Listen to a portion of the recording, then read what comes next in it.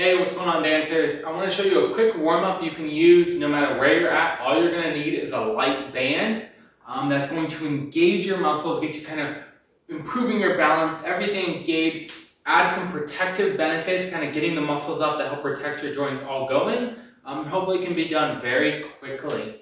And you can start with just one round and you can do more rounds as you go. I'm just going to quickly get into the exercises to have something to do. First one we're going to do, we're going to get a little active mobility in our hips, and then we're going to kind of move through our stretch, and then we're going to activate the muscle. So what you'd be doing is go down on your hands and knees, one leg bent, one leg straight. You're going to spread out as far as comfortable, but that means you're not hurting, you're not forcing in a stretch. You're going to get into your kind of in that middle split, wherever's comfortable though, where you feel just like the lightest stretch in your hips. So we'll spread out as far as comfortable, and we're gonna kind of rock back slowly, forward, backward, forward, backward. Do that a few times. Then you're gonna hold this position, core is tight, back's flat, and you're gonna activate the glutes, lifting up that leg and increasing that motion.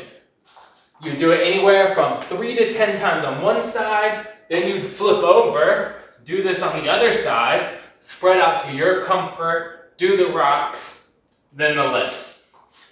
If it starts getting easy, you can add a hold of 1 to 2 seconds on that lift. After you do that, you're going to grab your band, we're going to work the back and a little bit of the arms. So we're going to go into a bent over position, bending at our hips, really trying to keep a flat back. So we're not checking back flexibility in any of those positions. We're going to stand on the band, hold it with the other hand. Try to keep your back flat, your core engaged, and pull that band out to the side and down. Just like that. So from the front, stand on the band, bend over, flat back. Again, probably anywhere from 8 to 15 per side. When you're pulling out to the side, your back is controlling rotation. So it's kind of activating those muscles that protect your back. And we're pulling that shoulder back, not letting it fall forward to engage our upper back muscles. If for any reason you really can't get this position, you feel like you're filling in your low back or you're rounding here, you could also do this, have someone hold the band and just standing. You could do it that way. It's still going to give some benefit, but you do need someone to hold the band, or you need something sturdy to tie the band around. Another great option though. You'll do that on one side, then the other side. Next exercise, we're going to go into some balance. So we're going to work slow heel raises or releve. So you're going to be on one leg. I prefer not letting your feet touch, actually holding it apart. And just slowly, can you do a releve up, slow down with balance, okay? The way to make this harder, first keep it slow and controlled, get your full releve. How far can you go, keeping everything tight and controlled? My releve is probably not as high as yours. We go up or down. Maybe you could set a timer, do this for about 20 to 40 seconds per side. But if you are feeling like I can do that easily, try closing your eyes. I can't do it that well, but working balance with your eyes closed really helps wake up the muscles in the ankle rather than relying on your eyes. So you close your eyes, go up, try to hold that balance, come back down. What's not important is how high your releve is for this exercise. We're trying to get the ankle working. I don't care if you only get 50% of your heel height. It's still going to be a benefit to this exercise, and as you go, you'll get higher and higher.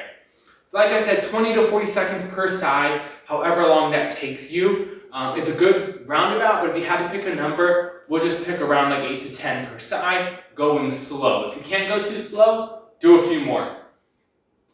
Next exercise we're going to get into, we're going to get the heart rate up a little bit, but we want to get you kind of the muscles firing for jumps, but we don't want a lot of impact. We don't want to excessively tire you out or risk like landing hard and fatiguing those muscles. So I have this little one that adds some twisting. So what you're gonna do is you're gonna start kind of staggered step, and you're gonna kind of shuffle step to the side. It adds kind of waking up that rotation, but it's controlled. So I'm kind of step back, come, step back. We call this the funky side steps. So it's light jump, pretty controlled. You're not in the air, so there's not a lot of impact, but you can speed it up. But what I want you to focus on to keep safety, where your knee and toes are pointing. If your toes are pointing here and your knees pointing there or out there, we're not getting it right. So I want to kind of keep my knee and my toes in line. So I showed you slow, but we can pick it up and bigger jump. Side, side. Speeding quick if it's safe and comfortable, slow it down if it's not. For that one, anywhere from about 8 to 10 per side can be good, but if you're enjoying it and you feel like you're just getting the groove, feel free to go up to 20. Rest if you need to. And then lastly, we're gonna do a little plank variation, fire up the core, get a little more active mobility. So we're gonna be in our plank. We're gonna do knee to elbow and then push up. Knee, push up. Knee to elbow, push up. So we're kind of stretching out that flexibility. Again, our back is usually pretty mobile for dancers. So if you look, my back is not getting a ton of movement. Instead, I'm moving my hips and firing my core. We do those all on one side, then on the other side. Typically, dancers feel good with this. You can get up to 15 to 20 per side. But if you're feeling tired, take it down. Last few little things for a warm-up I want you to think about. The goal, if you've never done these before and they're hard, just do one round or cut the numbers in half. The goal is that you feel not overly exhausted. Okay, I can tell I did something. Now I've got dance in 5 minutes. Let me just move around. The muscles are awake. I'm gonna catch my breath, but you're not overexhausted. Now for some maybe who've done this weeks ago already, you've already done it a lot, you know I can do 2 or 3 rounds and feel totally ready for dance still. Or I can do a few more numbers, or maybe this exercise, one of them I can do more of, one I need to do less. This is 100% customized to you. Feel free to adjust how many rounds you do it, how long you do it, and if you know there's something you like a little better, take one out and put something else in that works kind of a similar thing.